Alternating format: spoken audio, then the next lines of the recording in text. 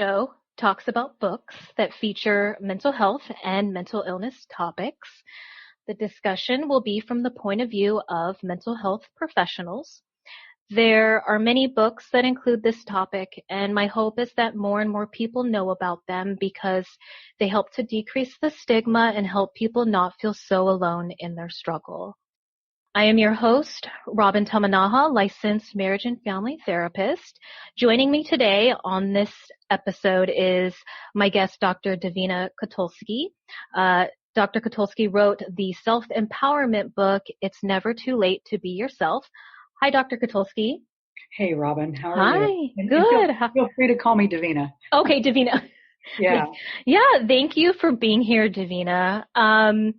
I like my guests to introduce themselves. So is there anything you would like to say as far as like who you are, what you do, or anything else that you'd like the listeners to know about you? Well, I'm a clinical psychologist and have been for over 20 years. I also am passionate about life coaching. So over a decade ago, I decided to also become a life coach because I like the balance of being able to work with people from the mental health perspective, but also working with them from a place of empowerment as well, and not having, so both things, being able to work with mental health issues and then being able to focus with people on moving forward with their lives and goals and motivation, inspiration, things like that. Yeah, definitely. Well, I'm so happy to have you here. I did read your book and I think it's amazing. Even before I read it though, initially when I saw the title, I thought, oh, this is great. Cause I definitely thought that like, I definitely thought definitely during periods of my life or just with certain things like that maybe it was too late. So I thought this is great. Thank you. Yeah, it is never too late. And, we're at this amazing moment in time right now. When you and I set this up, the world was still running, quote unquote, in a normal way. Mm-hmm. And since then, now we're in this time of the pandemic.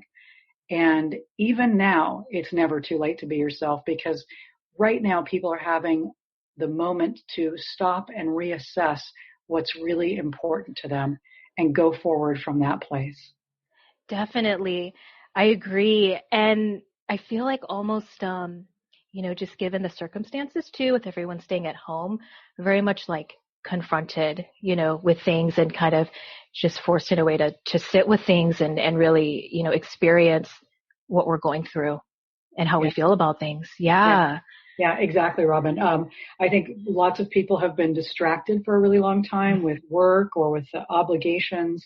And I'm not saying that everybody's work and obligations have gone away. But for many folks, since they can't go out and have access to their usual escapes, they're really you could either look at it being forced or they're being given an opportunity to really have a deeper look at the choices that they've made, how they've treated their bodies, how they have lost track of work-life balance, or how they've, put money over other health aspects of their life, or how they've given up their power in various ways. And, it's a really powerful, I know it's overused, but I still love it. The whole notion of that the Chinese character for crisis is also opportunity. It's just too perfect. We are in a global crisis, but we're also in a global opportunity to re-choose and reprioritize our lives. Definitely. I love that opportunity. That's definitely like a great way, to look at this. And it is, you're very right. Like it is very much an opportunity. And so, I mean, given like, like the circumstances right now and then added with the benefit, of this being like a really good opportunity, what do you feel like, like I said, I read the book and I feel like there's so many like great components of it and really good like takeaways. Yeah. But like, what do you kind of envision right now, or at least see like for people as far as like what the opportunities are, like kind of, and kind of like what they can do with them in a way, if that makes any sense? Yeah, no, that's a great question, Robin. So the first thing is that the book, so for readers, if you pick up this book, the first thing it's going to do is begin to introduce you to some people that have reassess their lives and really prioritize their lives from a heart-based place, then the next thing you're going to do is you're going to see how you can come back to your heart, how you can really reconnect with what is most important to you. Your heart is what I call your inner compass. And the mind can trick you, but the heart is so powerful, and it's going to resonate with what really, really matters to you. And so right now, this is an opportunity to get into your heart. And the book will take you through a process I call hearticulation, which is about kind of coming into stillness.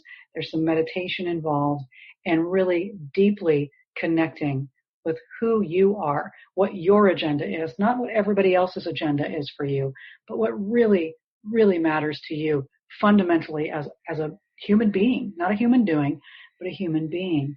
And then as you go through that process of learning to come back to yourself, come back to your breath, come back to your heart, come back to your essence, come back to what brings you joy, as you do that, your life is going to start to shift, and you're going to begin to feel an inner pull towards what matters and the direction that you want to take your life. And right now, everything is new. Everything is up for grabs. We're not going to go back to the old way of being. Honestly, it didn't work. And that's the subject of my next book, that I've been working on. But the old way wasn't working. It was actually quite broken. And we were out of touch with ourselves and our bodies and whatever. So it's not about going back. It's about going forward in a brand new way. And the book, It's Never Too Late to Be Yourself, for readers, if you continue to move through it, it's going to show you how to find the courage, how to move through fears that you're having. And we've got a lot of fear today, a lot of fear, a lot of uncertainty. And it's going to show you how to anchor in something deeper than fear, and to move through your fear and begin creating a new vision for your life. Not one that's given to you, not one that is forced upon you, not one where you're powerless, but one where you are empowered and you're co-creating your life, in a powerful way with the universe, with your own heart, and with what you want to bring into being. And then the book will take you through some other things that we'll share with you, some stories about how other people did it. I have my alchemical formula for turning your heart's desires into gold in there and bringing together the things you love. This is a beautiful opportunity, Robin, for people to be creative and do things they've never done before, creating ways of living and new streams of income and connection that have never even been thought of before. And it's going to happen, and I'm super excited about it. Yeah, definitely. And too, like what you said too about the, almost like the powerlessness, I think too, with individuals right now, just given, the situation, like there were things that, we're not particularly doing. And, I know too that some people may also be particularly maybe task driven, not so much like heart driven or value driven. So it sounds like, through this book, there will be, things within there and tools to really like hone in on that, which sounds like really wonderful. Yeah, the book also, it's so interesting because I think it's interesting right now in this moment, because one of the things that was really important to me to put in this book was how to deal with transition and the stages of grief and loss.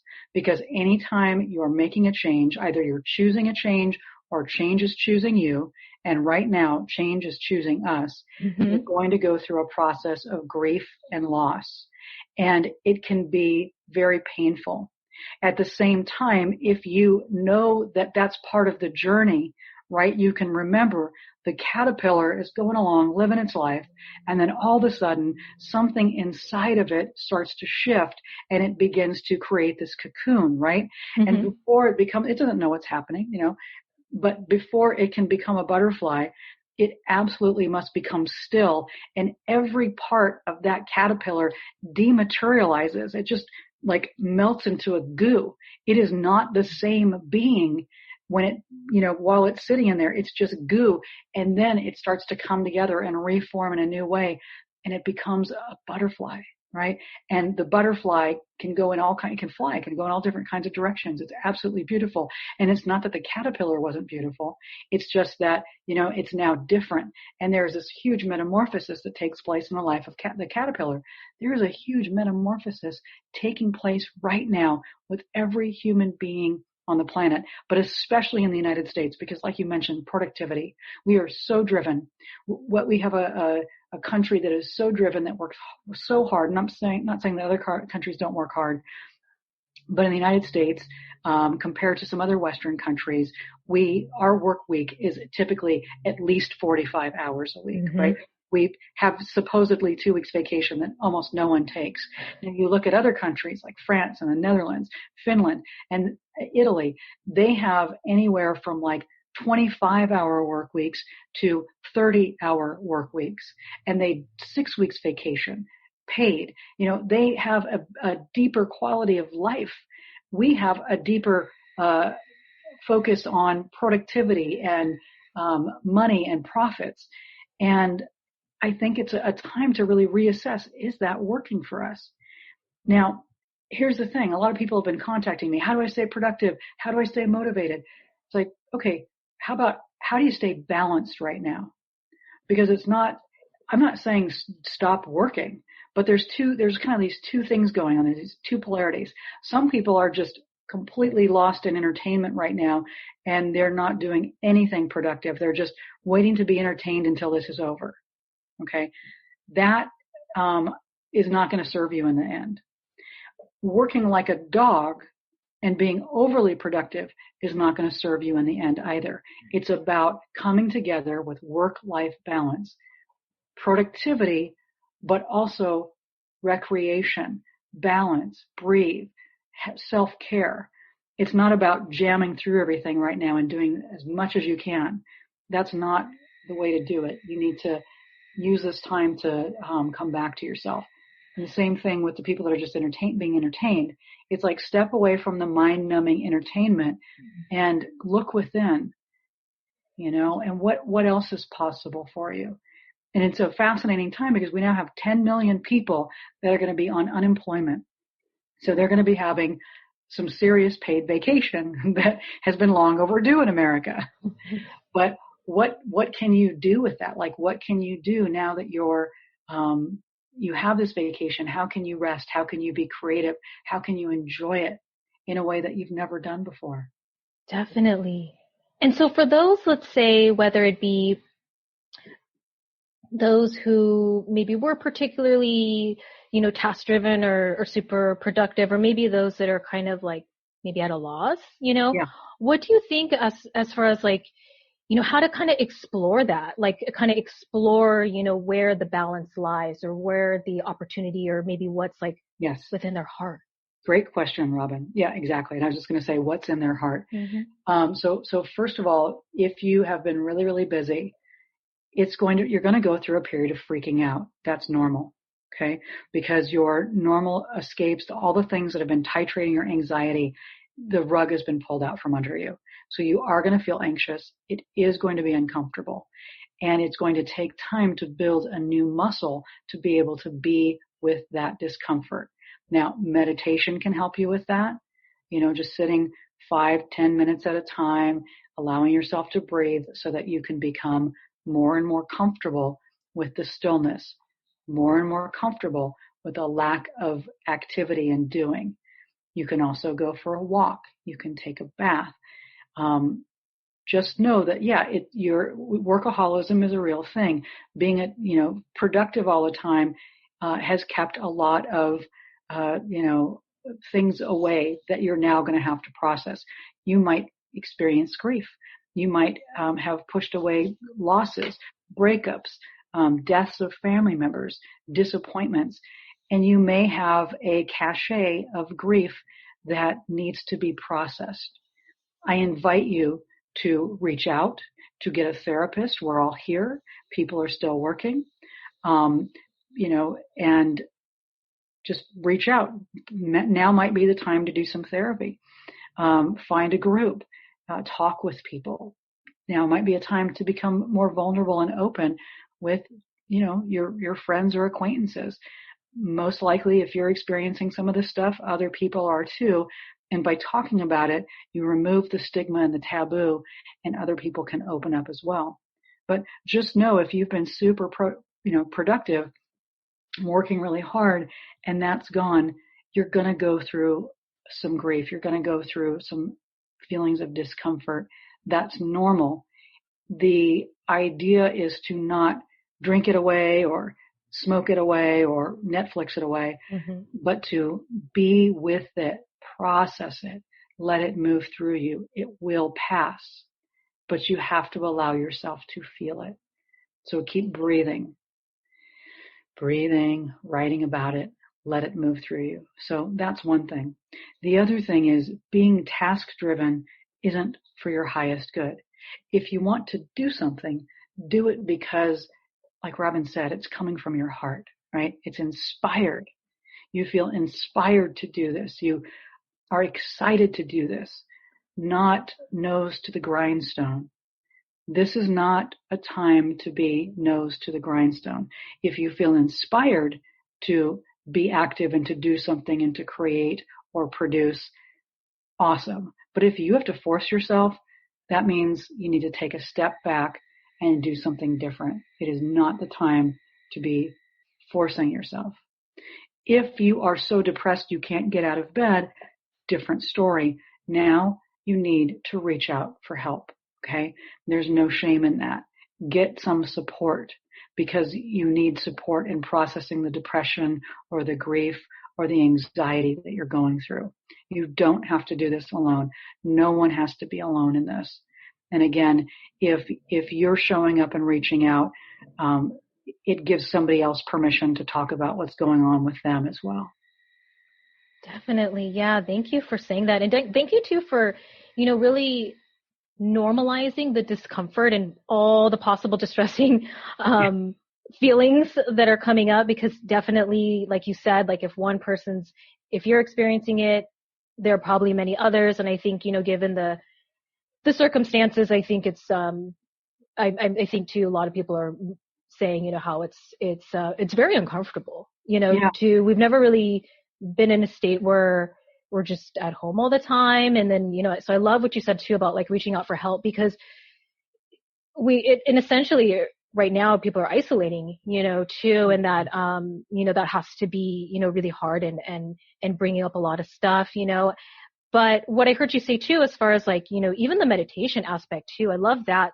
For those that, maybe don't know too much about it, kind of, could you get maybe like a brief on like, about like kind of meditation, what it's like, and yes, I will do that. I like to just say two more things before I do that. One is that just even though they use the word social distancing, I prefer, and Gavin Newsom says physical distancing, and some other people are saying, let's call it physical distancing, because we need to be physically distanced, but we don't need to be socially isolated. We don't need to be socially distancing. We can still stay connected through, social media, the internet, the telephone. There's still ways to stay connected. So that's really important. Yeah. The other thing I want to say before I talk about meditation is that your net worth is not your self-worth. And I'll repeat that again. Your net worth is not your self-worth. You are worth more than whatever's in your bank account or whatever's not in your bank account. Your worthiness is not dependent on how much you're producing or not producing. Your worthiness is not dependent on whether you have a job or you don't have a job. It has nothing to do with that. So we have been really, really led to believe, or I want to say brainwashed, and I've seen this over and over again with clients of mine that I've worked with that have been laid off or gone through different things with employment, where we have come to believe that our worthiness has to do with how many widgets we're creating, or what how many zeros are behind our income. And that is just BS belief system, a negative belief system. It is not true.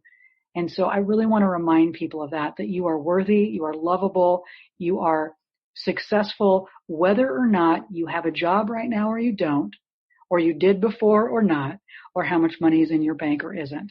You are absolutely worthy, and your self-esteem, you need to unhook it from these notions of capitalism. I know it probably sounds really radical, but you know, you didn't come into you were lovable when you came into the world. You were precious when you came into the world, before you had a bank account and before you were doing anything. You were just existing, and you are absolutely worthy. So I just want to throw that out there. So let's talk about meditation. Yeah. So meditation is, at the most fundamental level, it is a turning within. It is removing your attention from outside stimulus and bringing your attention to your breathing. It is not about making your thoughts go away, but it is about like letting the thoughts come up and not attaching to them. It is letting physical sensations come up and not responding to them. So it is a turning away from stimulation where you close your eyes. I'm going to talk about the sitting. You can do walking and laying meditation, but I'm going to talk about basic sitting meditation. You sit comfortably. Okay. So however that works for you, with or without support, whatever. This isn't about Zen meditation. It's just sitting quietly and breathing in and breathing out and breathing in and breathing out. And if you feel uncomfortable, you just try to sit still, not scratch, not itch. Just notice that itches will come up. They'll go away. You'll feel something. It'll come up. It'll move through. You'll have a thought. Just let it kind of blow away like a bubble in the air. Don't try to hold on to it or attach to it. And as you do that, as you sit there quietly just breathing, you'll become more at home in your body, more at home with yourself, with your psyche, and the thoughts will start to slow down. And your breathing will become more and more relaxed. And you will start to feel that your presence goes beyond the confines of your body temple. You will feel your energy field, and that it surpasses your physical skin, the barrier of your body. You also begin to realize that you are more than your mind, that your mind is actually not who you are. You are the one watching the mind, but you are not your mind and you are not your body. And so you will connect with something that is so profoundly eternal. And that is your deepest source of wisdom. And that is your self. That is your real self. Beyond all of these other constructions, beyond the body. And so meditation, by becoming quiet and breathing, it's going to, let me talk about some of the psychological benefits. That's sort of the deepest piece of it. But why do you want to do this? Well, when you meditate, you become more responsive and less reactive. You activate your rest and digest nervous system, which is different than your fight or flight nervous system. And when your rest and digest nervous system is activated, you are increasing your immunity. You're boosting your immune system. You are helping your organs. You're releasing tonic chemicals, tonic, like, neurotransmitters, endorphins, things of that nature, as opposed to toxic chemicals like cortisol and adrenaline in your body. So you're calming your body. Your memory and focus will be better when you meditate. You will, things will come to you more easily. There'll be more of a internal alignment. When you meditate, you start to have access to the collective unconscious that Jung talked about. I won't go too deeply into that, but you opened up to something much deeper, a deeper wisdom. Also on the psychological level, when you meditate and begin this practice, you're going to find that it improves your digestion. It lowers your heart rate. It lowers your blood pressure. It helps you sleep better. I've been leading meditation every day the past 2 weeks for like $10, for a session or for a week or something like that. People have been coming and they've been listening over and over again to the meditations. They're up on YouTube now if you want to listen to them or watch them. And it just calms you down, and people have been listening to them to help them fall asleep at night. And there are plenty of meditations out there. You don't have to do just mine, but and you can just do it yourself. It's free. Meditation is free. All you're doing is sitting still. It is such a gift. I'm trying to think of what else. If you can meditate and as you do, think about what you're grateful for, or enter into the meditation with a state of gratitude and appreciation, that's going to help your meditation as well. So does that kind of cover it? Yes. Thank you for that. Thank you. Very welcome. Yeah. And I could see too, just, as you were explaining it too, just how everything connects together and how through that, like someone would be able to do that check-in with themselves, physically, emotionally, and then also with their heart, right? And like where they would like to go and like, what it is that would, bring them, happiness or fulfillment, really. Right. And in the book, I also talk about why don't people honor themselves and, be their authentic selves and follow their hearts. And one is because they're too busy listening to everybody else and the news and the predictions and all these things. So they give their power away. They put it outside themselves. And meditation allows you to listen to your own heart and your own voice. And the other reason is people respond. They don't honor themselves because they're afraid. And when you are meditating, you are anchoring in this profound inner peace. So you're not afraid, you're calm. And it's like being in the eye of the storm, the eye of the hurricane. There's a deep, deep calm. So from that calm place, you can assess what's going on in your life and respond, not react. So it is such a gift. And right now, during these corona times, this time of global pandemic, we need to put our fear in check. We need to respond, not react. Reacting is dangerous, right? Responding is thoughtful. When we meditate, we can respond with all of our faculties, all of our wisdom, and we can make wise choices. And again, meditation, taking time for yourself, doing this work that's in like my book, It's Never Too Late to Be Yourself. It's going to show you how to restart your life, how to be resilient, how to stay relevant, how to move through this transition. That book is all about figuring out what you want, moving through fears and transition, and coming out on the other side. And Robin, I wrote that book after I went through some profound transitions in my own life, which I'm so grateful for right now because they absolutely prepared me for this moment in time. And the first one was that literally the day of the recession in September 13th, 2008, I gave my notice at my government job. I've been working as a clinical psychologist for 13 years for the federal government. I had the most secure job that you could ask for. 6 figures, all the vacations, all the benefits. But I knew that something was calling me to a different place, a bigger place. I knew that I needed to leave that job, and I felt it so deeply that my heart wanted something more. And I gave notice, and literally the next day they announced that we were in a recession. And my boss and my coworkers were like, "You're going to change your mind, right?" And I said, No. If I can make it during a recession, then I'll make it any time. And this is important to me. I am letting this go. I am putting my faith in something bigger than my paycheck.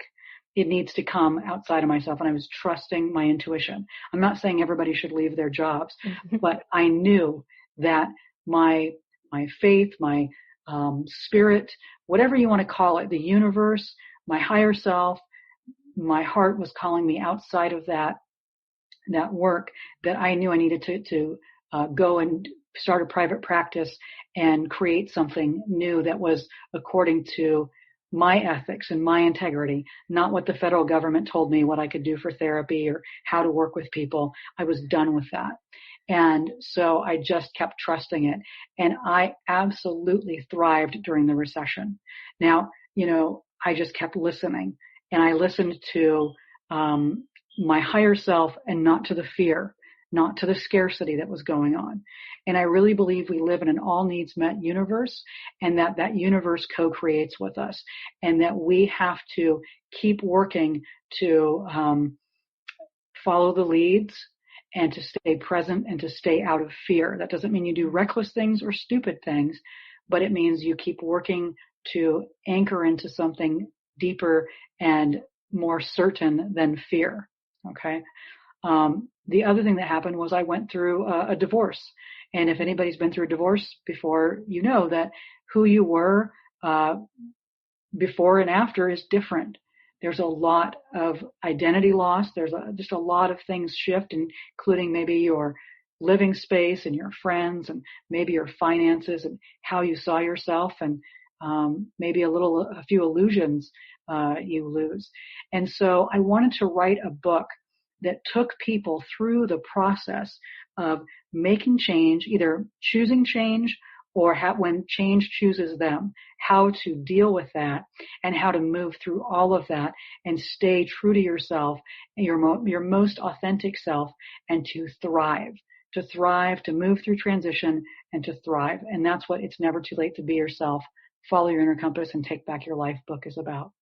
Yeah, thanks for sharing your story. That's really powerful. And I could imagine too, even with the, when you mentioned too, leaving your employment, like how freeing in a way, if I could say that, like yes. Almost freeing in a way, like that sounds, but then also, with the divorce and like you said, the loss, that's, that must have been really, really challenging. However, it sounds like you essentially did too what, is in the book, which is, living in line with like your value, your inner compass, like, being authentic, really embracing all those different components.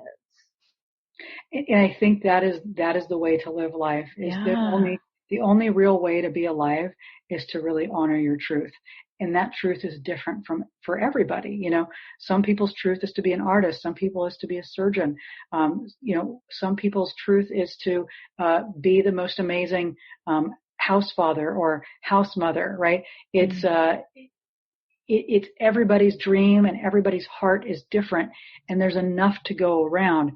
But we have to honor ourselves and do what's right for us, not because we're trying to get approval or please somebody else.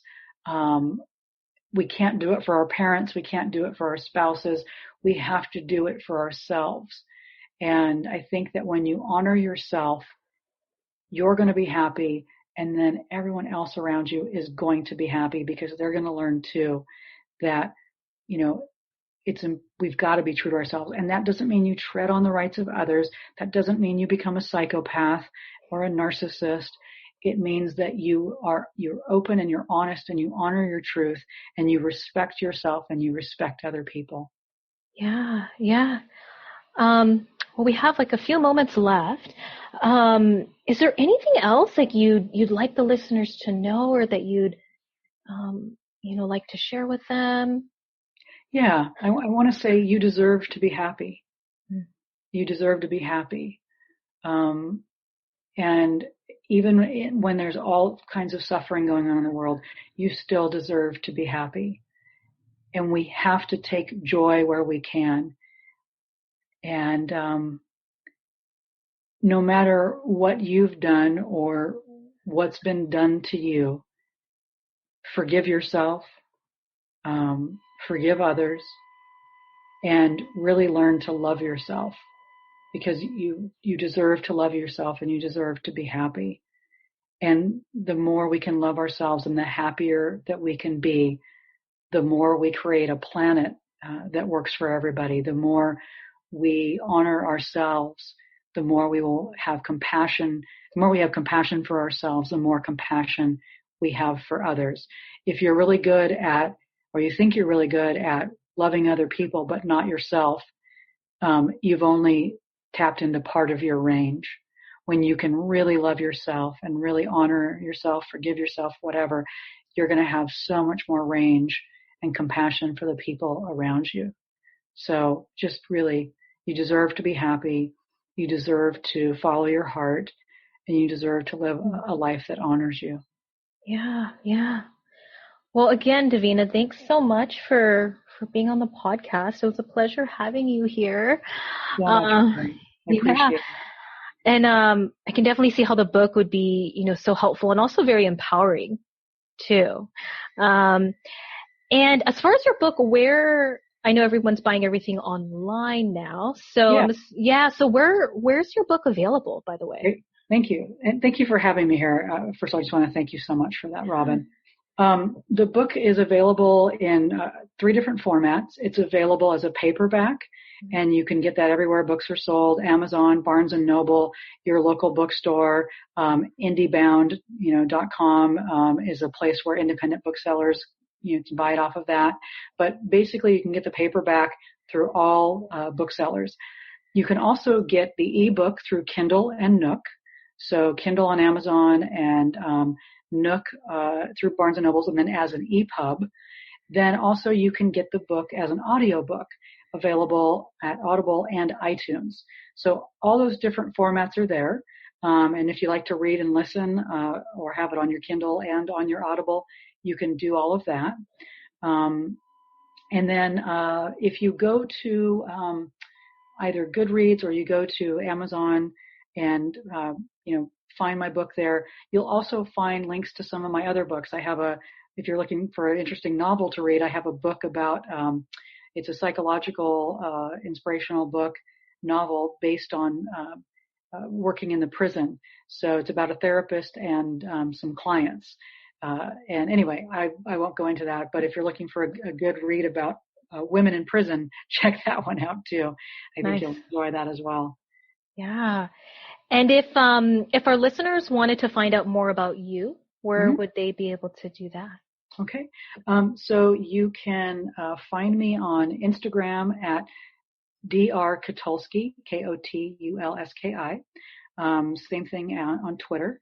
Then you can find me at my website at davinakotulski.com, DAVINAKOTULSKI.com, or at followyourcourageousheart.com, followyourcourageousheart.com. And then, of course, I am also on Facebook and LinkedIn and YouTube. So all the things are there. So any of the places you can connect to me there. I've got several free YouTube videos.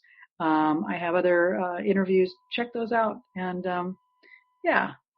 Great. And then too, what I'll do is I'll put it in the show notes. Okay. So that they could just click on the links there. I also recently created a website for this podcast too. So I'll put your information on there so it's easily accessible. Okay. Wonderful. All right. Thank you so much. I really appreciate it, Robin. And thank you everyone for listening too. Have a wonderful day. Yeah, you too. Bye-bye. Bye-bye.